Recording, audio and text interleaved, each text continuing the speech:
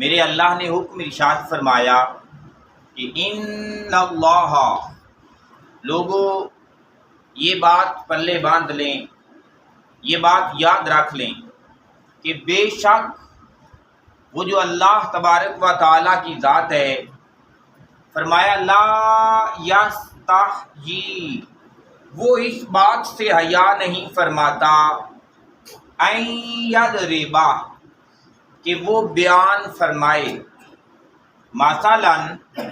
کوئی مثال، جیسا کہ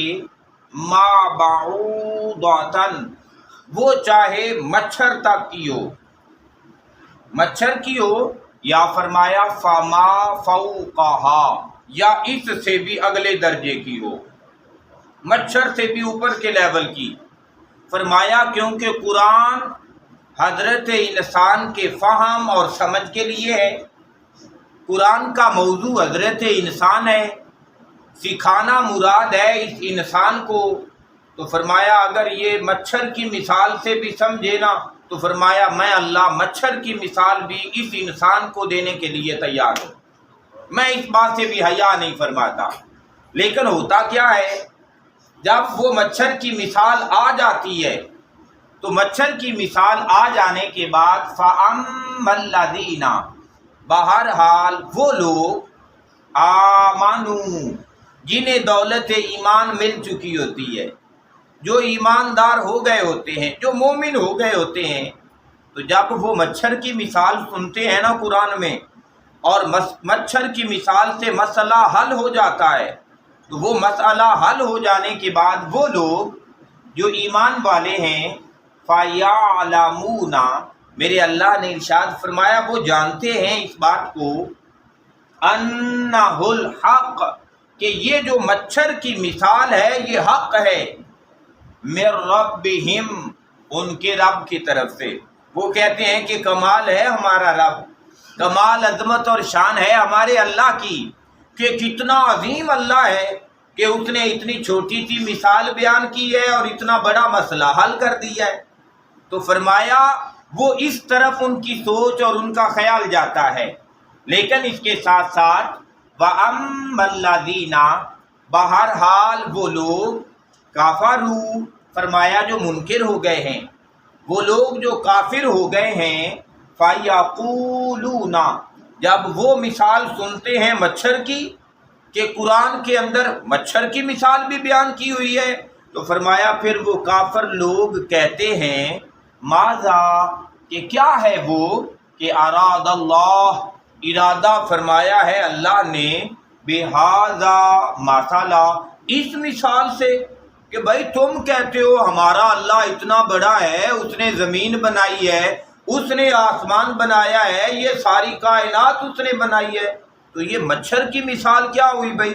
اگر اتنا بڑا اللہ ہے تو اتنی چھوٹی مثال اس نے کیوں دے دی ہے؟ تو گویا کافر لوگ اس انداز کے ساتھ سوچتے ہیں، اور جب اس انداز کے ساتھ کافر بندہ یہ سوچ رکھتا ہے، فرمایا پھر وہ منکر ہو جاتا ہے، پھر وہ قرآن کا انکار کر دیتا ہے، پھر وہ صاحب قرآن کا انکار کر دیتا ہے، یہاں تک کہ وہ اللہ کے انکار تک آ جاتا ہے۔ تو جب اس انداز کے ساتھ یہ قرآن ہے جس کی مثالیں، چھوٹی چھوٹی مثال کو مان لینے سے بندہ مومن ہو گیا، اور چھوٹی چھوٹی مثالوں کے اوپر انگلی اٹھانے کی وجہ سے بندہ کافر ہو گیا، تو گویا پتہ چلا کہ یہ قرآن ایک معیار ہو گیا ہے۔ اس قرآن کو میرے اللہ نے ایک پیمانہ بنا دیا ہے۔ پیمانہ کس بات کا؟ میرے اللہ نے فرمایا یضل بہ، گمراہ ٹھہرا دیتا ہے اللہ تبارک و تعالی، بہ، اس مثال کے ساتھ، کثیرن، بہت سے لوگوں کو گمراہ ٹھہرا دیتا ہے، بہ، اسی قرآن کے ساتھ جس میں یہ مثالیں بیان ہوئی ہیں، فرمایا بہت سے لوگوں کو۔ وجہ کیا ہوتی ہے؟ کہ ان کے اندر ہٹ درمی ہوتی ہے، ان کے اندر ضد ہوتی ہے، ان کے اندر اناد ہوتا ہے، تو وہ اندر کی ہٹ درمی اور اناد کی وجہ سے میرا اللہ فرماتا ہے کہ وہ گمراہی ان کا مقدر کر دی جاتی ہے۔ ساتھ ارشاد فرمایا وَيَهْدِي، اور ہدایت کا سامان بنا دیتا ہے، بہی، اسی قرآن کے ساتھ، کثیرا، بہت سے لوگوں کے لیے۔ میرا اللہ اسی قرآن کو بہت سے لوگوں کی ہدایت کا سامان بنا دیتا ہے کہ بعض دفعہ قرآن کی ایک آیت بندے کے دل میں یوں اتر جاتی ہے کہ بندے کے مقدر کو بدل کے رکھ دیا جاتا ہے۔ ہم بعض دفعہ لوگوں کو دیکھتے ہیں جس کے پاس رزق اچھا ہوتا ہے، جس کے پاس مال اچھا ہوتا ہے، جس کے پاس بینک بیلنس اچھا ہوتا ہے، ہم سمجھتے ہیں اس کے اوپر بڑا اللہ کا فضل ہے۔ حالانکہ یاد رکھیے گا رزق تو میرا اللہ ان کو بھی عطا کرتا ہے جو اللہ کو مانتے ہی نہیں ہیں۔ رزق تو اللہ ان کو بھی عطا کرتا ہے جو اللہ کے منکر اور اللہ کے باغی ہوتے ہیں۔ رزق تو اللہ نے حامان اور فرعون کو بھی بڑا عطا کیا ہوا تھا۔ یاد رکھیں اللہ کا فضل دیکھنا ہو تو اللہ کا فضل صرف رزق میں نہیں ہے، اللہ کا فضل دیکھنا ہو تو یہ دیکھیں کہ کیا اس کے پاس ہدایت کی دولت بھی ہے یا نہیں ہے، کیا اس بندے کے پاس ایمان کی دولت بھی ہے یا نہیں ہے۔ اور اگر بندے کے پاس ایمان ہو اور اس کائنات کی کوئی نعمت اس کے پاس موجود نہ ہو تو اس بندے سے بڑا صاحب ایمان اور صاحب مال بندہ کوئی نہیں ہے۔ میں کہوں نا کہ اس سے بڑا کائنات میں امیر کوئی نہیں ہے تو یہ بات بھی سچی ہے۔ جس کے پاس ایمان ہے، اور اگر کسی کے پاس ایمان نہیں اور دنیا کی ساری نعمتیں موجود ہیں تو اس بندے سے غریب بندہ اس دنیا میں اور کوئی ہے ہی نہیں ہے، کیونکہ ایمان والا بندہ دنیا میں نظر بند ہوگی، آنکھ بند ہوگی، قبر کی پہلی رات اسے پتہ لگ جائے گا کہ وہ جو ایمان ہے وہ کتنی بڑی دولت ہے، وہ جو ایمان ہے وہ کتنی بڑی نعمت ہے۔ آخرت میں جب اللہ کے حضور حاضر ہوگا تو ایمان والے بندے کو پتہ لگ جائے گا کہ دنیا میں میرے اللہ نے مجھے کتنی بڑی دولت عطا کی ہوئی تھی، تو جس نے سب کچھ جمع کیا پر ایمان جمع نہیں کیا اسے قبر کی پہلی رات پتہ لگ جائے گا کہ میں کتنا بڑا غریب ہوں کہ میرے پاس تو کوئی چیز ہے ہی نہیں جو قبر میں کام آ سکے، جو حشر میں کام آ سکے، جو پل صراط پر کام آ سکے۔ تو فرمایا یہ ہدایت کا سامان قرآن ہے، اس وجہ سے لوگوں اس قرآن کے ساتھ جڑو، اس قرآن کا فہم حاصل کریں، اس قرآن کو پڑھیں، اسے سمجھیں، اسے زندگی کا مقصد بنائیں اور پھر اس قرآن کی تعلیم کو عام کرنے کے لیے اپنا کردار ادا کریں۔ پھر میرے اللہ نے ارشاد فرمایا وَمَا يُضِلُّ بِهِ، اور یہ گمراہ نہیں کرتا، وَمَا يُضِلُّ، اور وہ بھی گمراہ نہیں کرتا اللہ تبارک و تعالیٰ کی ذات بِهِ،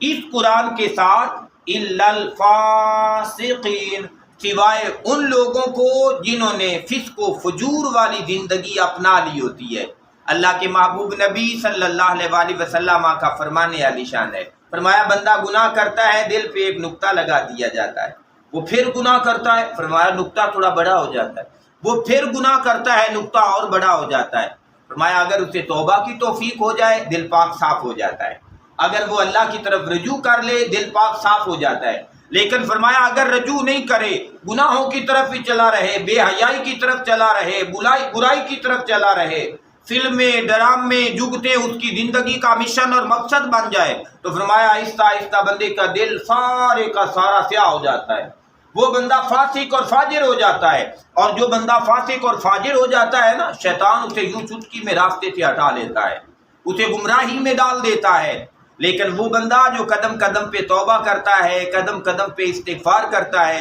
نیکی بھی کرتا ہے تو یا کہتا ہے یا اللہ میں اس قابل کوئی نہیں تھا پر تو نے فضل کیا ہے قبول کر لینا، ایسے لوگوں کی حفاظت پھر میرا اللہ فرماتا ہے۔ پر جو گناہ زیادہ کرتے ہیں وہ یاد رکھیں شیطان ان کا بیلی ہو جاتا ہے اور انہیں پکڑ کے کھینچتا رہتا ہے، اور جنہیں وہ کھینچتا رہتا ہے فرمایا ان کے لیے گمراہی قدم قدم کے اوپر پڑی ہوئی ہے۔ اللہ تعالی ہمیں گمراہوں سے بھی ہمیشہ محفوظ رکھے اور گمراہی سے بھی محفوظ رکھے، اور ہمیں ہمیشہ قرآن کی ہدایت سے اللہ تعالی ہدایت لینے کی توفیق عطا فرمائے۔ اللہم صلی علی و مولانا محمد، اللہم صلی علی و مولانا محمد وعلی آلہ وصحبہ وبارک وسلم۔